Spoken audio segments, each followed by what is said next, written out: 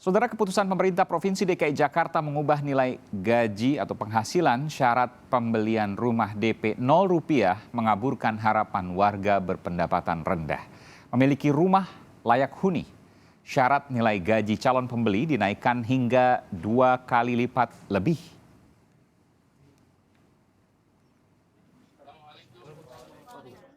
Warga DKI Jakarta berpendapatan menengah ke bawah kerap memiliki harapan untuk dapat memiliki rumah layak di ibu kota. Namun baru-baru ini Pemprov DKI menaikkan syarat nilai gaji bagi calon pembeli rumah DP 0 rupiah dari berpenghasilan 7 juta rupiah menjadi 14 juta rupiah. Syarat nilai gaji itu naik hingga 2 kali lipat.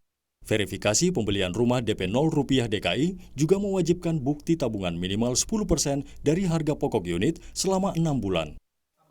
Wakil Gubernur DKI Jakarta Ahmad Riza Patria menyebut perubahan nilai syarat itu sudah diperhitungkan.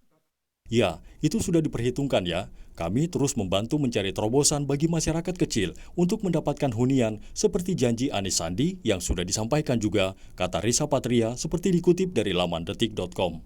Sejak awal pemerintahan Gubernur Anies Baswedan, capaian pembangunan rumah DP 0 rupiah jauh dari target. Hingga 5 Maret 2021, data Dinas Perumahan Rakyat dan Kawasan Permukiman DKI Jakarta mencatat realisasi pembangunan baru mencapai 882 unit dan terjual sebanyak 681 unit. Akibat pandemi, Pemprov DKI berencana mengubah target pembangunan menjadi 10.460 unit dari target awal sebesar 232.214 unit selama 5 tahun. Anggota DPRD DKI Jakarta fraksi PDI Perjuangan Gilbert Simanjuntak menilai kenaikan syarat ini sebagai keputusan sepihak Pemprov DKI. Awalnya dijanjikan buat 7 juta, sehingga dengan suasana pandemi sekarang, di mana penghasilan menurun malah dinaikkan batasannya menjadi 14,8, ya tentu tidak masuk akal.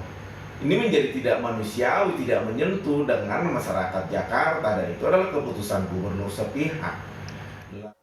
Sementara pakar tata kota Universitas Trisakti Nirwono Yoga menilai perubahan syarat gaji pembelian rumah DP 0 rupiah akan menggeser sasaran bagi kelompok ekonomi menengah ke atas. Program rumah DP 0 rupiah harus dievaluasi kembali. Yang pertama, target sasaran, di mana di awalnya adalah untuk masyarakat MBR dengan penghasilan 4 juta, kemudian berubah menjadi 7 juta, dan terkini adalah 14 juta, jelas menutup kesempatan bagi MBR untuk memiliki rumah DP 0 rupiah tersebut.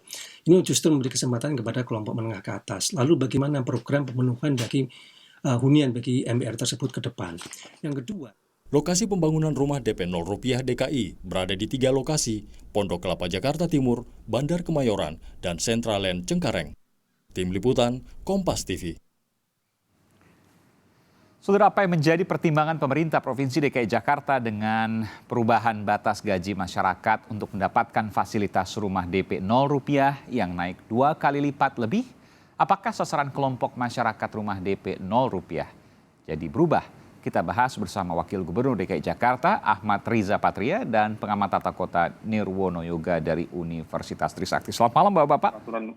Selamat malam Mas Aiman. Iya, Pak Wagub, saya langsung ke Pak Wagub. Boleh Pak Wagub, jadi apa pertimbangannya di masa pandemi justru naik 2 kali lipat lebih dari 7 juta menjadi 14,8 juta rupiah. Bayangannya akan sulit untuk dijangkau dan bayangannya hanya masyarakat berpenghasilan atas yang bisa menikmati DP 0 rupiah.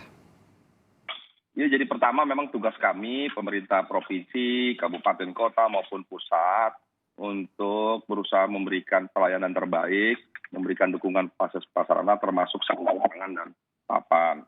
Dalam hal ini terkait rumah, memang ini menjadi tugas kewajiban kami untuk dapat menyiapkan rumah sebaik mungkin bagi warga Jakarta. Namun ada beberapa hal yang perlu diperhatikan, perbedaan antara Provinsi DKI Jakarta dengan provinsi lain. Yang pertama di Jakarta itu, luas lahannya terbatas, berbeda dengan Bogor katakanlah dan lain sebagainya. Yang kedua, di Jakarta itu lahannya, harga tanah per meternya tinggi sekali, mungkin tertinggi di Indonesia di Jakarta dibandingkan provinsi lain. Yang ketiga, di Jakarta juga masih punya masalah-masalah lain terkait sengketa lahan dan lain sebagainya. Jadi inilah juga yang menyebabkan bahwa harga jual, harga investasi dan sebagainya berbeda. Dan untuk itu memang ada penyesuaian.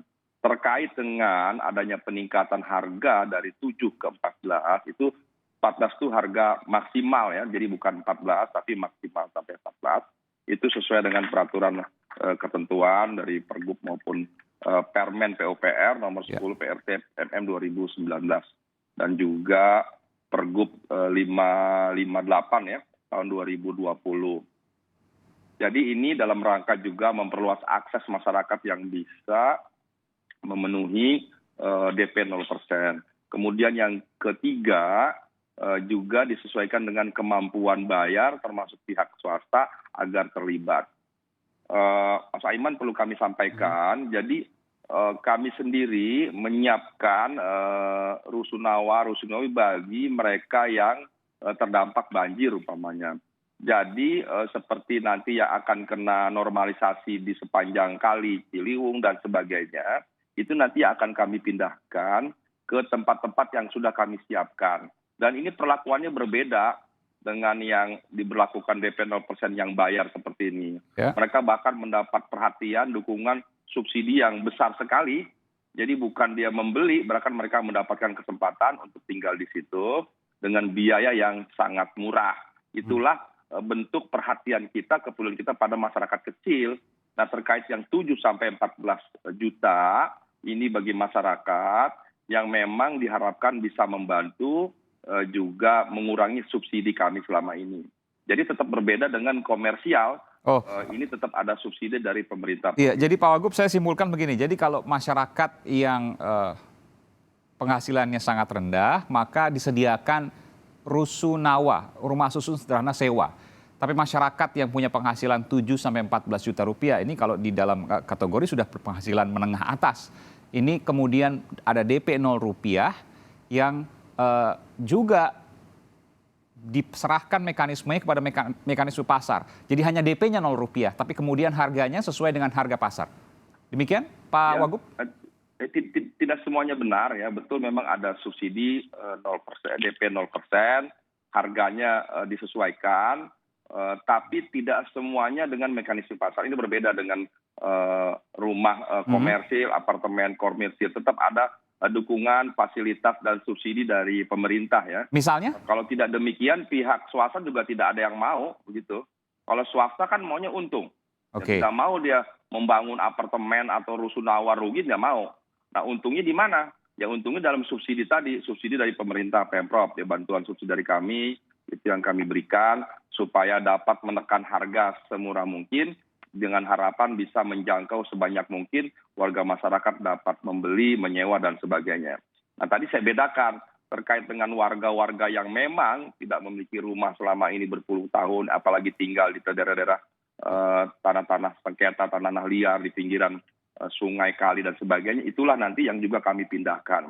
Jadi seperti rusunawa yang kami bangun dibantu oleh PUPR di Pasar Rumput umpamanya, itu tidak semuanya diperuntukkan untuk komersil, jadi sebagian justru diperuntukkan bagi warga yang terdampak banjir umpamanya, yang memang harus masuk jalur normalisasi umpamanya. Di situ kami pindahkan. Tentu pemindahan ini tidak dibebankan pada warga, justru kami memberikan dukungan fasilitas. Itulah salah satu bentuk keberpihakan kami bagi masyarakat kecil. Mas Nirwono ada komentar soal ini? Kecil yang tidak memiliki rumah itu yang ada di pinggiran sungai umpamanya.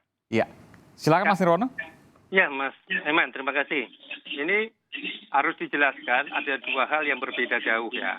Yang pertama adalah program rumah DP 0 rupiah. Ini kan program dari Pak Gubernur, dari Pak Anies Baswedan saat kampanye ya. Di mana fokusnya itu sebenarnya adalah kepada warga MBR ya, kalau kita ingat ke belakang ya. Jadi masyarakat berpenghasilan rendah. Masyarakat berpenghasilan rendah dengan target 4 juta ke bawah ya. Jadi itu janji kampanye yang disebutkan ya. Meskipun pada tahap berikutnya kemudian menjadi 7 juta. Artinya itu juga pasti memangkas bagi masyarakat MBR ya. Dengan demikian program dari DP 0 rupiah ini bisa dikatakan sudah tidak sesuai dengan target ataupun sesuai dengan janji awal. Karena 7 juta pun bukan MBR ya? Betul. Kemampuan kita kan kalau MBR rata-rata 3,5 sampai 4 juta saja, Mas Aiman. Ya. Itulah yang sebenarnya yang tadi diceritakan oleh Pak Wagub, sebenarnya program rusunawa yang sudah dijalankan sudah lama sebenarnya, sejak zamannya Pak Sutioso, zamannya Pak Foke, zamannya Pak Jokowi dan Pak Ahok sebenarnya. Program rusunawa di mana 1 tahun ini ditargetkan antara 10 sampai 15 ribu unit. Nah, sejak 2017 program itu berhenti sebenarnya, program Rusunawa, karena program fokusnya ada DP rupiah. Jadi jangan dicampur adukkan antara program Rusunawa dengan program. Ya, ini DP bicara rupiah. soal janji kampanye. Jadi Anda mempertanyakan janji kampanye untuk masyarakat berpenghasilan rendah yang nggak masuk akal kalau 7 juta, apalagi 14 juta, begitu ya? Ya. Untuk membedakan dengan program Rusunawa ya, karena Rusunawa bukan program kampanye. Oke, saya akan berikan kesempatan pada Pak Wagub, Pak Riza Patria. Selepas jeda, saya akan segera kembali. Tetaplah bersama kami, saudara, di Sapa Indonesia Malam.